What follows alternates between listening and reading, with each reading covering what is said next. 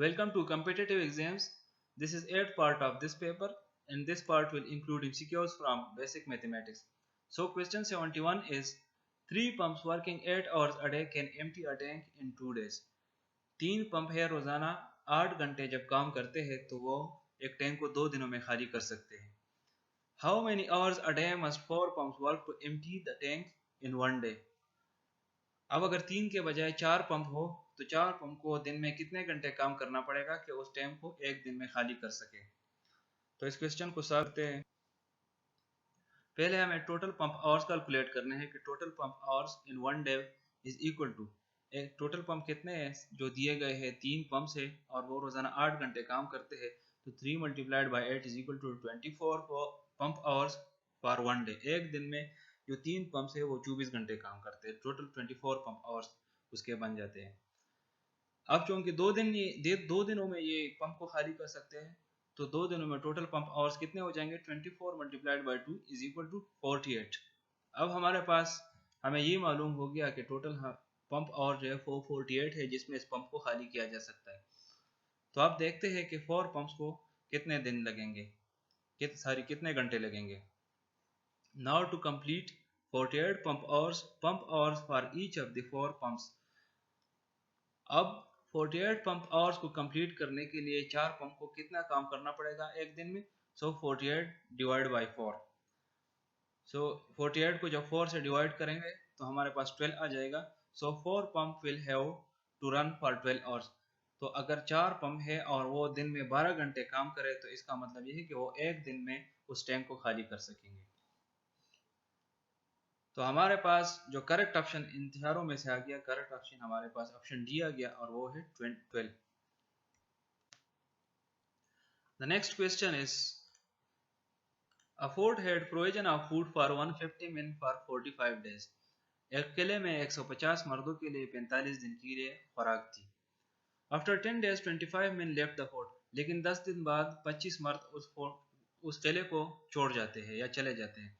The number of days for which the remaining food will last. अब जितना खुराक रहता है वो कितने दिन के लिए लास्ट करेगा. तो चलिए Let us suppose that each man consumes 1 unit of food each day. हम सपोज करते हैं कि इनमें से हर एक मर्द एक दिन में या रोजाना 1 यूनिट ऑफ फूड कंज्यूम करता है, खर्च करता है. So the total units of food will be. तो टोटल यूनिट्स ऑफ फूड कितने हो जाएंगे अगर एक दिन में एक बंदा 1 यूनिट खर्च करता है. 150 multiplied by 45 is equal to 6750. तो 6750 टोटल यूनिट्स हमारे पास हो जाएंगे. The units consumed in 10 days. अब पहले 10 दिनों में कितने यूनिट्स कंज्यूम हो गए 150 multiplied by 10 is equal to 1500. तो पहले 10 दिनों में 1500 यूनिट खर्च हो गए. लेकिन अब क्वेश्चन में ये दिया गया है कि 10 दिन बाद 25 बंदे चले जाते हैं. जब 25 बंदे चले जाते हैं तो हमारे पास कितने रह गए रिमेनिंग में 150 माइनस 25 इज इक्वल टू 125. तो हमारे पास फिर बंदे रह जाते हैं 10 दिन के बाद 125 और हमारे पास यूनिट 10 दिन के बाद कितने रह जाते हैं the remaining units. Total unit से जितने यूनिट्स 10 दिन में खर्च हो गए वो मनफी कर दे. सो 6750 माइनस 1500 इज इक्वल टू 5250. अब हमारे पास 5250 फूड का यूनिट्स है और 125 मर्द है तो कितना लास्ट करेगा. Number of days for which the remaining food will last. ये हमारे साथ हो जाएगा 5250 डिवाइड बाई 125. जब हम इसका डिवीजन कर दे तो हमारे पास क्या आएगा number of days for which the remaining food will last is equal to 42 days. अच्छा तो हमारे पास फिर करेक्ट ऑप्शन क्या आएगा. The correct option will be option C 42. इसका मतलब ये है कि जो बाकी खुराक जितना भी बचता है वो 42 दिन और चलेगा.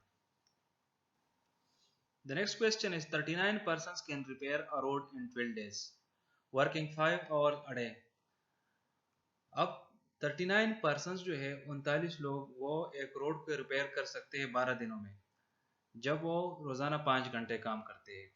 In how many days will 30 person working 6 hours a day complete the work. अब अगर सिनारियो इस तरह हो जाए कि 39 की बजाय 30 पर्सन हो जाए और वर्क आवर जो है वो 5 की बजाय 6 hours पर डे हो जाए तो कितने दिन सारे लगेंगे. पहले वाले जो कंडीशन है उसमें डेज लग जाते हैं, लेकिन इस कंडीशन में जब कंडीशन चेंज कितने दिन लगेंगे उस रोड को रिपेयर करने में। तो चलिए इस क्वेश्चन को solve. Let us suppose that each man repair 1 unit of road in 1 hour. अब हम सपोज करते हैं कि हर एक बंदा 1 घंटे में 1 यूनिट ऑफ रोड रिपेयर करता है। So units repaired by 39 persons for 12 days and 5 hours a day।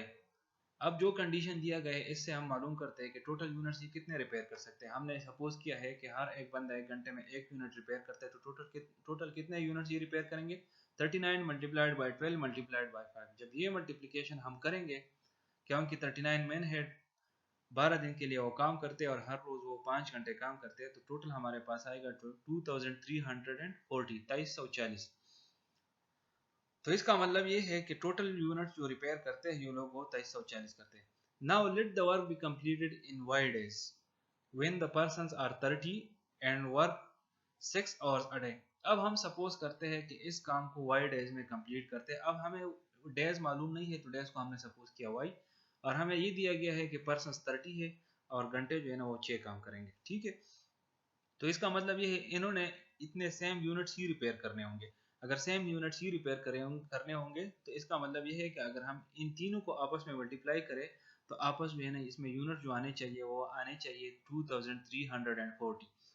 तो इसका मतलब 30 multiplied by 6 is equal to 180 Y हो जाएगा, इज इक्वल टू 2340। अब हमको सिर्फ y चाहिए। अगर y चाहिए तो यह इसको भी 180 से डिवाइड कर दे और इसको भी 180 से डिवाइड करें। अगर इसको 180 से डिवाइड कर दे तो y अकेला रह जाएगा। y is equal to 2340 divide by 180। जब हम ये डिवीजन करें तो y is equal to y आ जाएगा 13। जो क्वेश्चन दिया गया है उसमें करेक्ट ऑप्शन हमारे पास आएगा ऑप्शन बी 13। इसका मतलब ये है कि 30 बंदों को जब 6 घंटे वो रोजाना काम करते हैं तो 13 दिन लगेंगे उस रोड को रिपेयर करने में।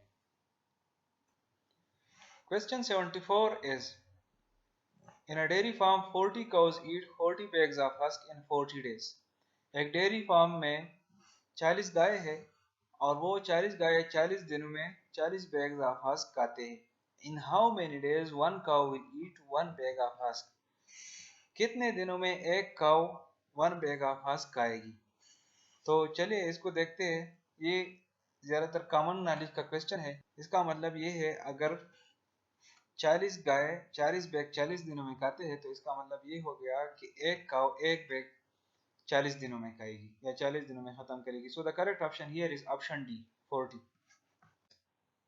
The next question is, if 7 spiders make 7 webs in 7 days, then one spider will make one web in how many days?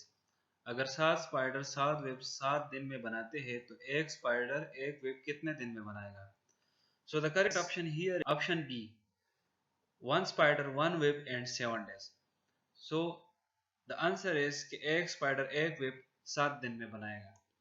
इस क्वेश्चन का कंसेप्ट और पिछले क्वेश्चन का कंसेप्ट सेम ही है। The next question is, find the average of first 97 numbers। पहले 97 numbers का average क्या आएगा?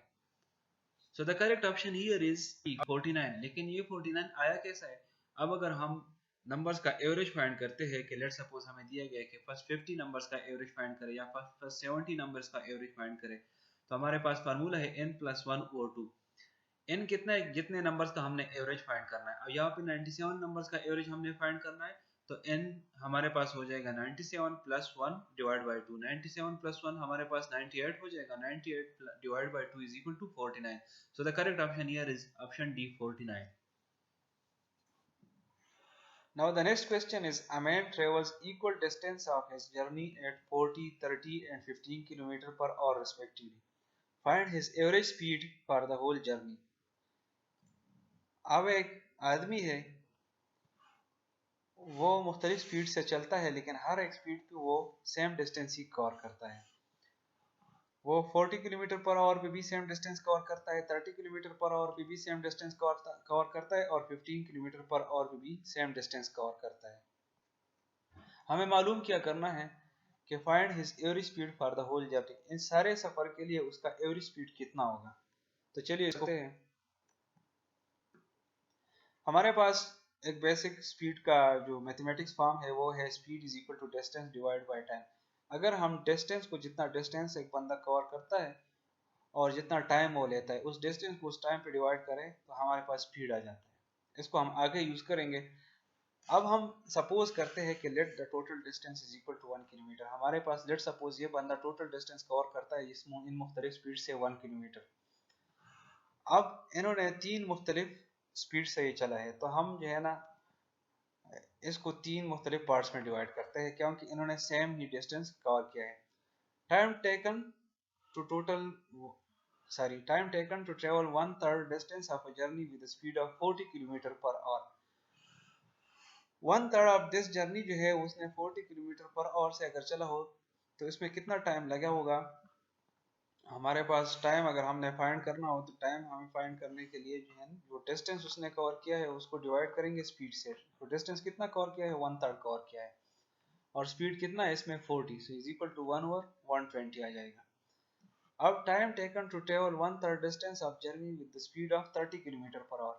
अब आगे जो 1/3 डिस्टेंस है उसने कवर किया है 30 किलोमीटर पर आवर से, तो हम इसको टाइम मालूम करते हैं कि इस पे इसने कितना टाइम लगाया होगा। सो 1/3 डिवाइड बाई 30, सो ये आ जाएगा 1/90। अब time taken to travel 1/3 distance of journey with the speed of 15 kilometre per hour. अब जो आखिरी पार्ट इसने कवर किया है वो कवर किया है 15 किलोमीटर पर आवर की स्पीड से। सो हमारे पास आएगा जो आखिरी 1/3 है, 1/3 डिवाइड बाई 15, तो हमारे पास इससे आ जाएगा 1/45।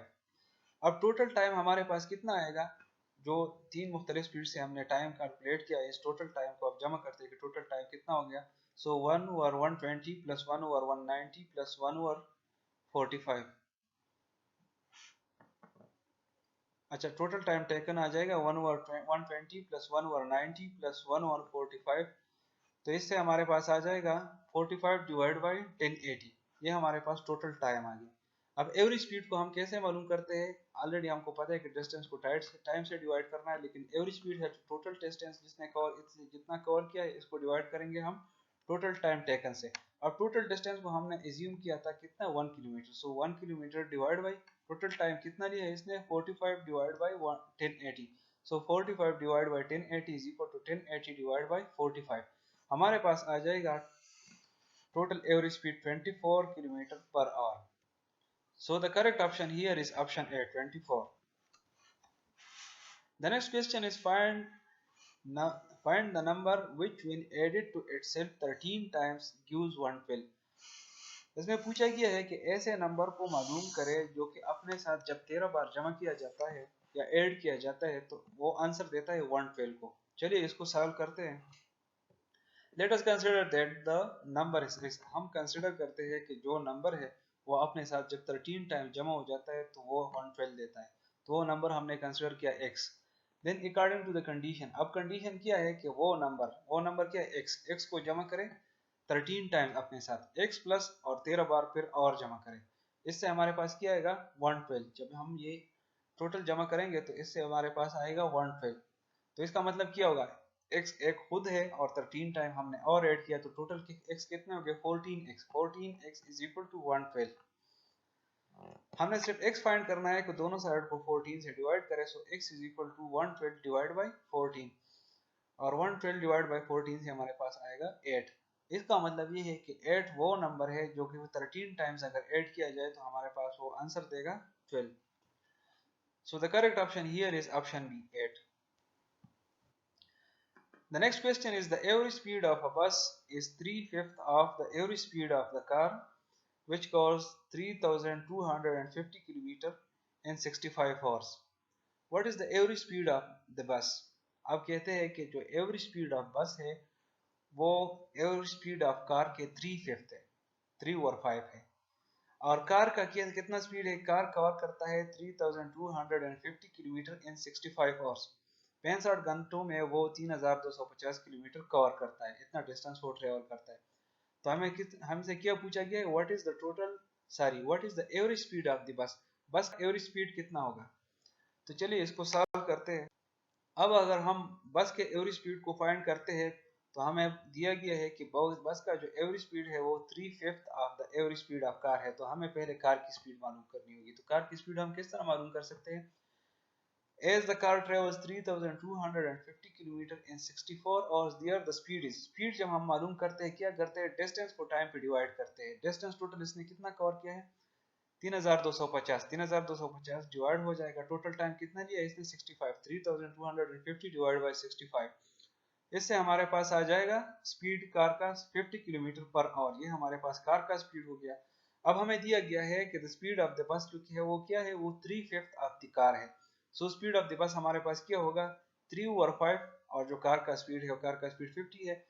सो 3/5 मल्टीप्लाइड बाई 50। जब 3/5 50 से हम मल्टीप्लाई करेंगे तो आंसर हमारे पास आएगा 30 किलोमीटर पर आवर। इसका मतलब ये हो गया कि जो बस का एवरेज स्पीड है वो आ जाएगा हमारे पास। और सो the correct option here is option A, 30 kilometre per our. The next question is, a printer numbers the pages of a book starting with 1 and uses 3189 digits in all. How many pages does the book have? अब ये कहता है कि एक printer है, वो एक book के पेजेस को नंबर्स देता है, लेकिन वो नंबर्स देते और टोटल डिजिट्स कितना यूज करता है? टोटल डिजिट्स वो यूज करता है 3189। तो हमारे पास उस बुक में सारे पेजेस कितने होंगे? तो चलिए इसको सॉल्व करते हैं। जैसे ऑप्शन तो हमारे पास ऑप्शन सी करेक्ट ऑप्शन है, लेकिन ऑप्शन सी करेक्ट ऑप्शन आता कैसे है? चलिए देखते हैं। अब number of digits in 1 digit page numbers. अब हम जब भी पेज नंबर देते होंगे तो पहले पेज का नंबर 1 आएगा, फिर 2 आएगा, फिर 3 आएगा। तो 1 डिजिट पेज नंबर जो है वो कितने पेजेस में आएंगे? 1 multiplied by 9 is equal to 9। ठीक हो गया। इसका मतलब ये है कि पहले 9 पेजेस में 9 डिजिट्स यूज हो गए। Now number of digits in 2 digit page numbers. अब 2 डिजिट पेज नंबर्स में कितने नंबर्स यूज होंगे? कितने डिजिट्स यूज होंगे? तो हमारे पास 2 डिजिट्स नंबर्स कितने हैं? टोटल 2 डिजिट नंबर 10 से शुरू हो जाते हैं और 99 तक जाते हैं। तो टोटल 90 हमारे पास 2 डिजिट नंबर्स है। So 90 multiplied by 2 is equal to 180। इसका मतलब ये है कि जो 2 डिजिट नंबर्स है, जो जिन पेजेस पर 2 डिजिट नंबर आ गया है, उसके टोटल डिजिट्स उसमें 180 यूज हो गए। Now number of digits in 3 digit page numbers. अब 3 डिजिट पेज नंबर्स पर कितने डिजिट्स यूज हो गए होंगे? तो हमारे पास जब 100 से फिर 3 डिजिट नंबर शुरू हो जाता है और 100 से लेकर 999 तक ये 3 डिजिट नंबर है। तो ये टोटल कितने हैं? 900। तो इसका मतलब ये है कि 900 मल्टीप्लाइड बाई 3, क्योंकि इसमें हर नंबर में 3 डिजिट्स हैं, तो multiplied by 3 is equal to 2700। तो इसका मतलब ये है कि 3 डिजिट पेज नंबर्स में टोटल डिजिट्स यूज हो गए 2700।